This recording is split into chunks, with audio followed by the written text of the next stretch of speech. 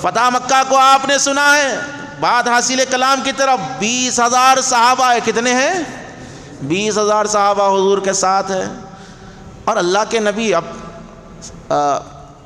حجت اللہ علی العالمین میں روایت آتی ہے کہ اللہ کے نبی علیہ السلام کے ہاتھ میں عصا مبارک ہے، کعبے کے باہر بتاں ہیں، اندر بتاں ہیں، حضور کعبے کے صحن میں داخل ہوئے، آسے سے جو ہے ایسا بت کو اشارہ کر رہے ہیں تو گر جا رہے بتاں، آسے کے اشارے سے، کسے؟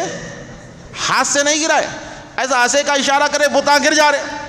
حضور اندر گئے کعبے کے اندر 360 بیٹھے ہوئے ہیں، ایک بارش برسانے والا ہے، ایک بچہ دینے والا، ایک بچی دینے والا، فلاں دینے والا، یہ دینے والا، 360، ہر قبیلے کا ایک بت ہے بیٹھا ہوا، ہر قبیلے کا الگ بت بیٹھا ہوا ہے، کعبے کے اندر بتاں ہیں۔ اللہ کے نبی نے ارشاد فرمایا کہ علی کہاں پر ہے؟ علی کہاں پر ہے؟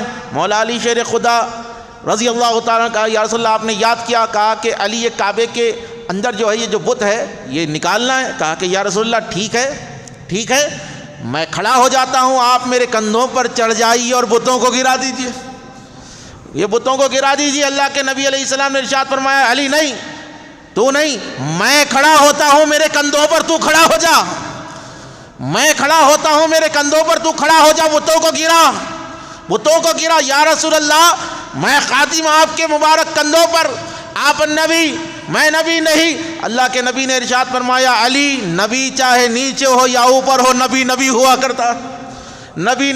کرتا ہے۔ مولا علی شیر خدا رسول اللہ علیہ السلام کے کندھوں پر سوار ہوئے، چڑھے، اور کعبے کے اوپر جو بت ہے گرا رہے ہیں۔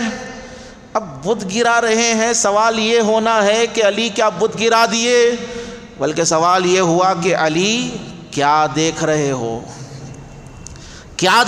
ہو؟ عرض کی یا رسول اللہ آپ نے مجھے اتنی بلندی عطا فرما دی ہے، آپ اگر حکم دے تو اپنے ہاتھوں سے عرش کے پایوں کو ہلا سکتا ہو، عرش کے پایوں کو ہلا سکتا، اتنی بلندی پر آپ نے پہنچا دیا، کیونکہ ساری کائنات کی فضیلتیں، عظمتیں، رفعتیں، شوکتیں، شان، عزت، آبرو رسول کی نالین پر آ کر ہے۔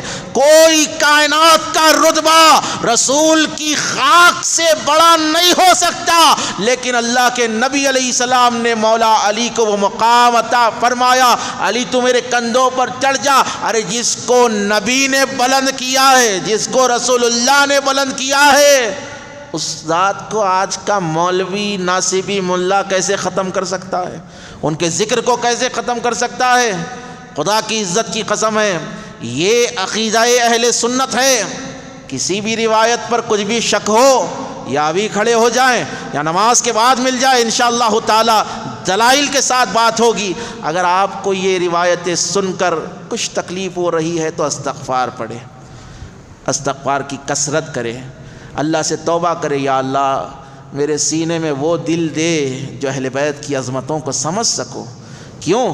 جب دل اعلیٰ ہوتے ہیں نا تو اہل بیت کی عظمت سمجھ میں آتی ہے۔ جب دل کالے، ناپکارے، پھٹکارے ہو جاتے ہیں نا، جب دلوں پر دنیا کا زنگ، شیطان کا جال پڑ جاتا ہے نا دل کے اوپر، تب علی سمجھ میں نہیں آتا، جب حسن سمجھ میں نہیں آتا، حسین سمجھ میں نہیں آتا۔